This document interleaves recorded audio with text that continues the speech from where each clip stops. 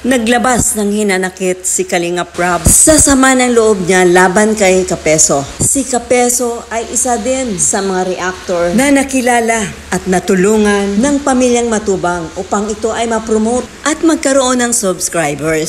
Si Kapeso ay isa sa pinahalagahan ni Kuya Val Santos Matubang sa lahat ng mga reactors. Dahil anytime na pumunta sila ng mag-asawa sa daet, ay of course, asikaso ito ni Kuya Val Santos Matubang. At tinuring na isang kapamilya. Pero bakit ganon? Sa isang iglap lang ay nawala ng respeto ito kay Kuya Val Santos. At halos galit na galit ito. Araw-araw niyang ini-express ang sama ng loob niya sa pamamagitan ng pag-live laban kay Kuya Val. So, according to Kapeso, kanyang motto ay trust no one. So, ibig sabihin, ang katagang ito na galing sa kanya ay tagos din sa kanyang pagkatao o sampal sa kanyang pagmumukha.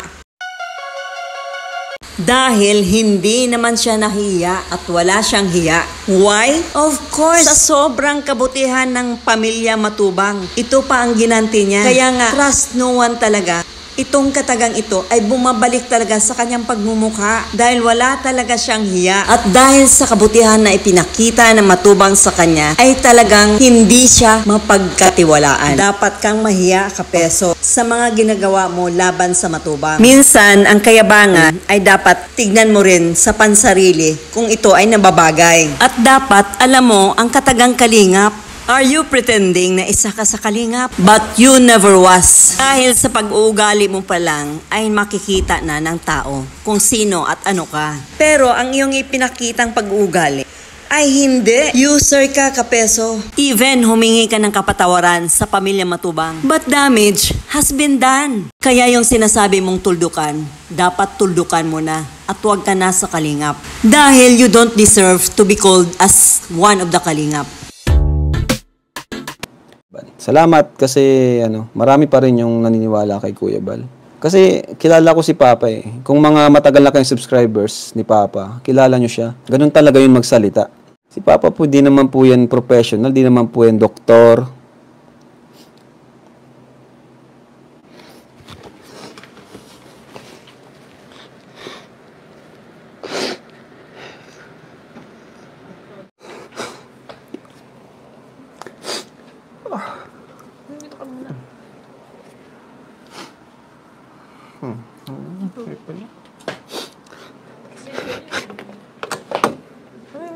Hindi.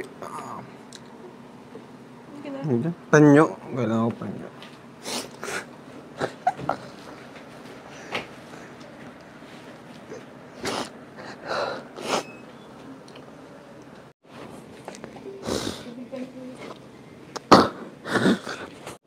Pasensya na po kayo, mga Kalingap. Naluwa ako.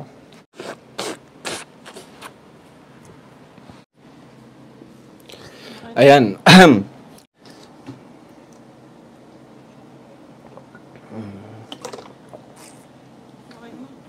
Ganun po si Kuya Val magsalita. Kasi, ayun, minsan na-interpret po natin, hindi naman po kasi siya nakapagtapos. Pero kahit ganun,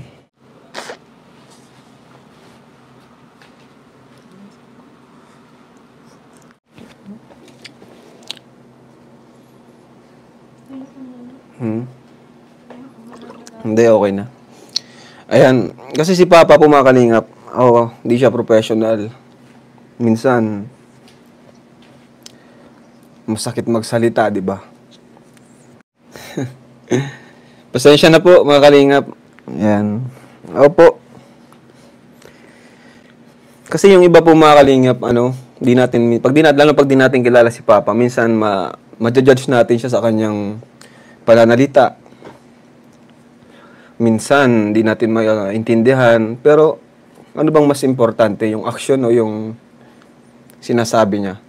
Opo, hindi si Kuya Val, hindi siya doktor, hindi siya teacher, hindi siya professional.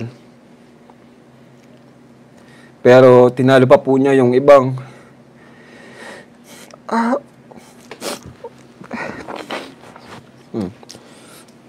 tinalo pa po niya yung ibang professional sa mga tulong po. Yun po yung ibig kong sabihin na kahit Hindi siya professional. Ang dami niyang natulungan. Naman po kami magkaharap ng personal ay dito ko na lamang din po lahat tutuldukan ang lahat ng ito. Ako po humihingi ng pasensya at kapatawaran sa lahat po ng mga taong aking nasaktan, sa lahat ng aking mga salitang nabitawan. Ako po ay aminado sa aking pagkakamali, sa sobrang bigat siguro sa aking kalooban, at siguro dala na rin po ng mga hindi masyadong makatulog sa kakaisip sa mga bagay-bagay.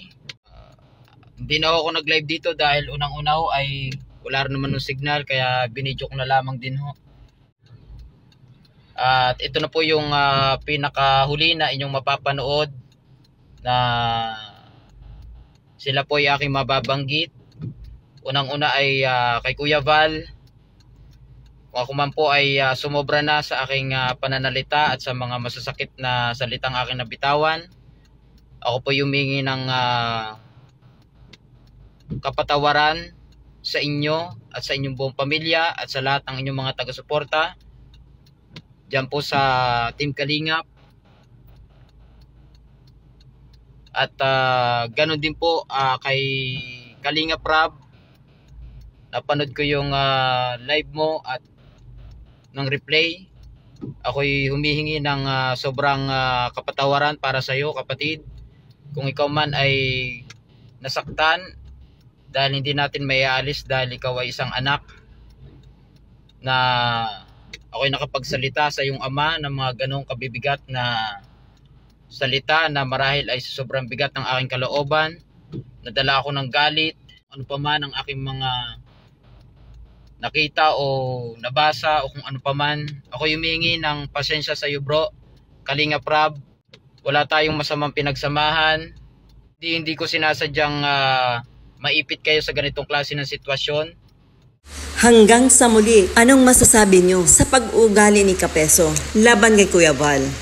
At syempre, huwag niyong kalimutang tuloy-tuloy ang pagsuporta sa Mag-amang Matubang. At syempre, ang aking munting channel, Egypta TV. Maraming salamat po sa aking mga subscribers at sa aking mga followers. God bless you all!